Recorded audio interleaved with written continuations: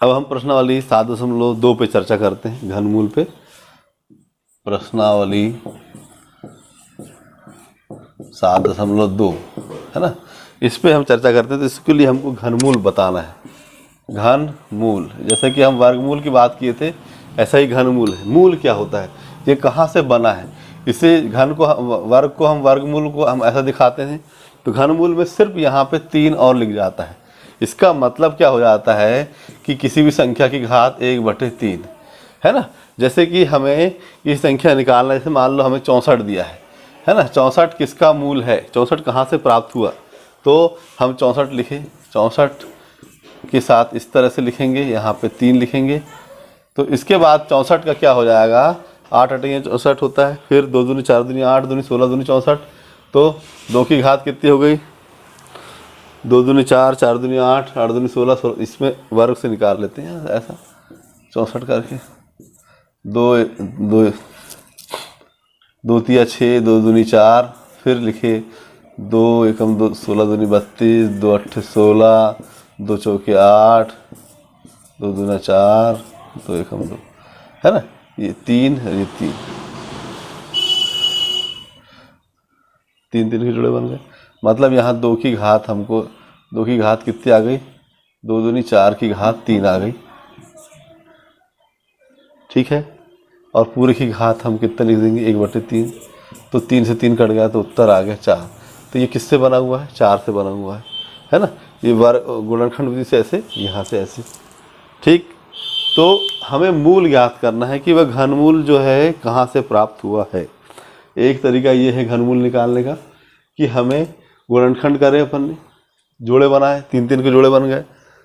जो जो जोड़े बने, ये बन गए 2 गुना,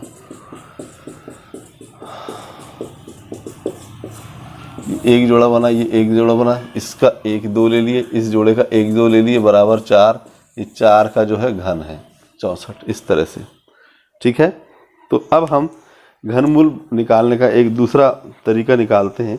एक तो ये हो गया, एक गुणनखंड विधि से हो गया, जैसे कि गुणनखंड विधि से है ना। घनमूल निकालने का एक तरीका ये है गुणनखंड विधि, जैसा कि हमने वर्ग में किए थे। गुणनखंड निकाले, जोड़े बनाए, 3 3 के जोड़े बनाना है। इसमें कितने के जोड़े बनाना है, 3 3 के जोड़े बनाना, 3 3 के जोड़े बनाए।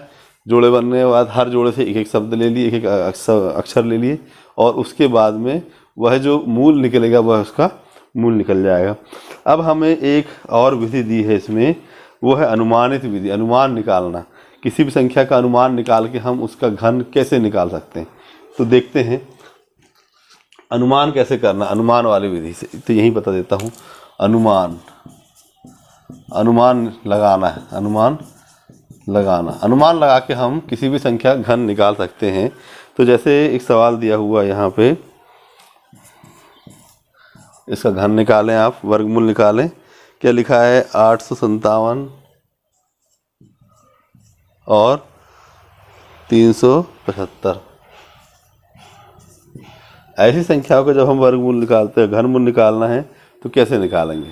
तो इसमें बहुत बहुत साधारण सा ट्रिक्स है, और इस ट्रिक्स का आप यूज़ करेंगे तो आपको बहुत जल्दी से पता चल जाएगा। तो देखें,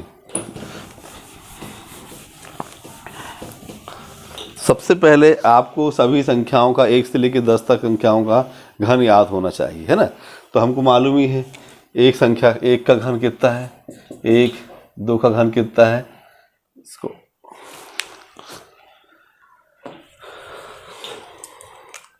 1 का घन है 1, 2 का घन 2 दूनी 4 दूनी 8, 4 का घन 4 चौके 16 चौके 64 है ना, 4 चौके 16 चौके 64। 5 का घन, 5 में 25, 5 125। 6 का घन, 6 6 36 6 6 36 6 36 3 36 18 19 20 21 है ना। 7 का घन, 7 7 49, 7 9 63 3 34। 8 का घन, 8 8 64, 8 दूनी 16, 8 8 64, 4 4 32 2, 1 मिनट, 512। 9 का घन, 9 एकम 9, 9 8 72, और 10 का घन, 10 धाम 100 और 1 शून्य और 300। तो इस तरह से हमें 1 से लेकर 10 तक की घन लिख लेना है। अब देखते हैं, अब इसमें क्या करना है। सबसे पहले हमको 3-3 के जोड़े बनाना है। 3-3 के जोड़े, हमने 3-3 के जोड़े बनाए। ये 1-3 का जोड़ा बना, 1-3 का ये जोड़ा बन गया, 2 जोड़े बन गए। अब हम इकाई की तरफ जोड़े देखते हैं। इकाई का तरफ जोड़ा क्या है? इकाई का जोड़ा यहाँ लिखते हैं। इकाई का पहला इकाई का जोड़ा क्या लिखा हुआ है? 375। तो आखिरी में इसमें इकाई का अंक कितना लिखा है? 5 लिखा है।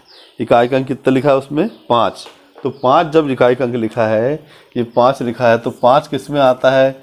जनरली 5 में ही आता है। ठीक, तो इकाई का अंक कितना हो गया? 5 हो गया। इकाई का अंक कितना हो गया यहाँ पे? मतलब 5 हो गया। दूसरा पॉइंट, इकाई का अंक कितना हो गया?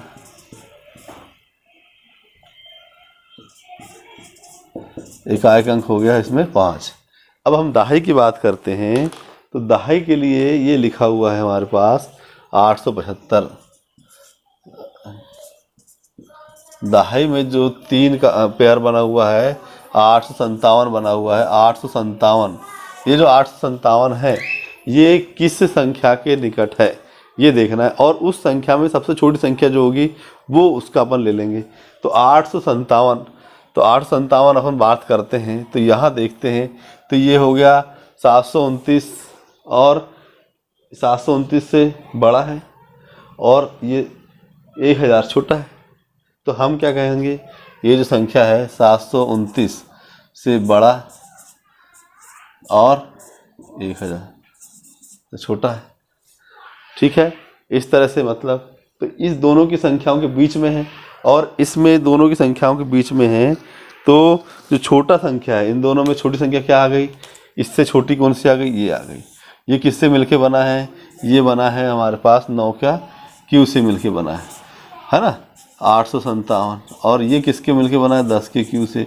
तो बड़ी संख्या को नहीं लेना है, हमें छोटी संख्या को लेना है। मतलब 9 के क्यू को यहाँ लेना है, तो मतलब 9 लेना है। तो हमारे पास अगर बात करते हैं, तो चौथा पॉइंट हो जाता है, क्या हो जाता है चौथा पॉइंट? कि भाई दहाई का अंक क्या आ जाएगा इसमें? दहाई का अंक 9 आ जाएगा। दहाई का अंक कितना आ जाएगा इसमें? 9 आ जाएगा। मतलब हम इसका हल अगर करते हैं तो हो जाता है 9 दहाई का अंक, इकाई का अंक 5, ये उत्तर आ जाता है। इस तरह से हम अनुमान लगा सकते हैं, और अनुमान लगा के भी किसी भी संख्या का हम घन मूल ज्ञात कर सकते हैं। अब इसी तरह से हम अब सवाल हल करते हैं। तो सवाल में देखते हैं पहला सवाल, प्रश्नावली 7.2 का पहला सवाल। ये पूरी प्रक्रिया 7.2 समझाने के लिए की गई थी।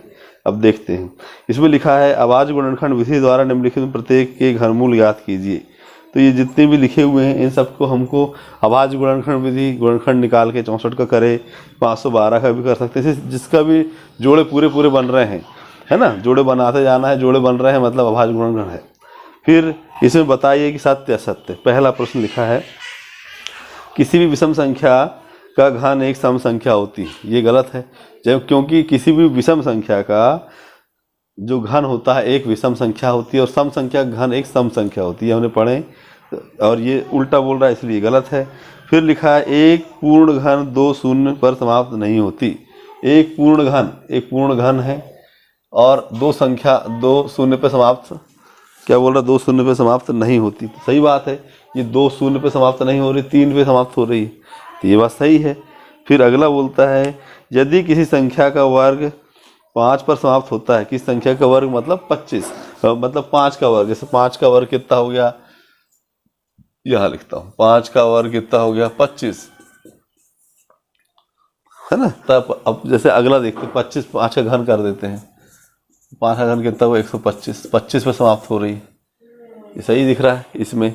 फिर अगर और दूसरी संख्या लेते हैं, 15 ले लेते हैं, 15 का अपन वर्ग करते हैं तो कितना आता है, 15 15 225 आ गया। ये 5 पे समाप्त हो रही है, 25 पे समाप्त हो रही है, 5 पे भी नहीं हो रही है ना। तो ये है ऐसा। तो देखेंगे अगला, ये कोई ऐसी कोई पूर्ण घन संख्या नहीं है जो 8 पे समाप्त हो, तो ये गलत है। पूर्ण संख्या 8 पे समाप्त होने वाली देखो, ये है 8 पे समाप्त हो रही है, तो पूर्ण घन संख्या ऐसी संख्या है, 2 का घन 8 है, पूर्ण 8 2 का घन जो है 8 पे समाप्त होता है।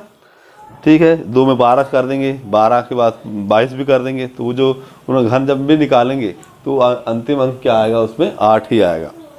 ठीक है, इसी तरह से लिखा हुआ है 2 अंकों की संख्या का घन 3 अंकों वाली संख्या हो सकती है।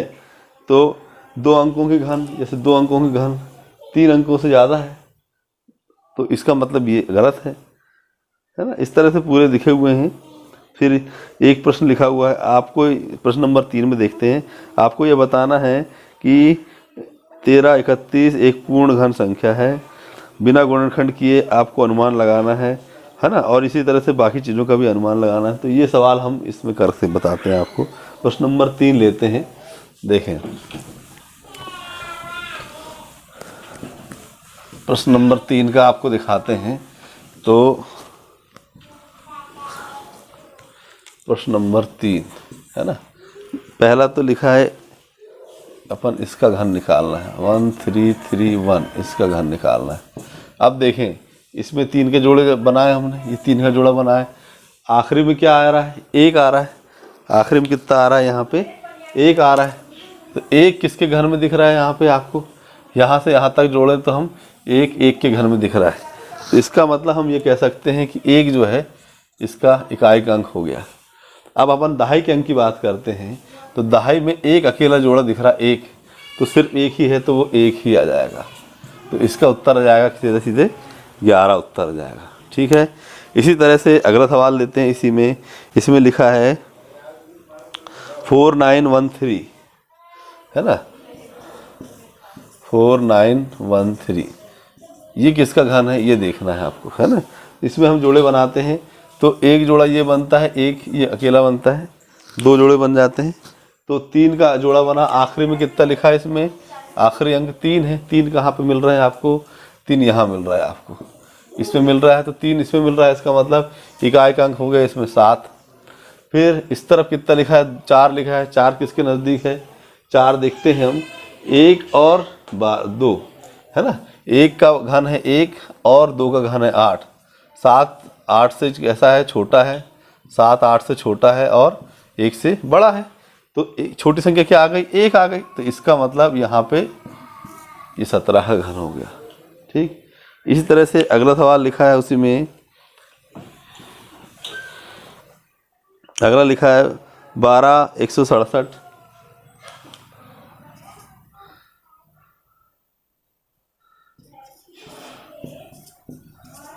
ये इसका घन किसका घन है, 12 167 में।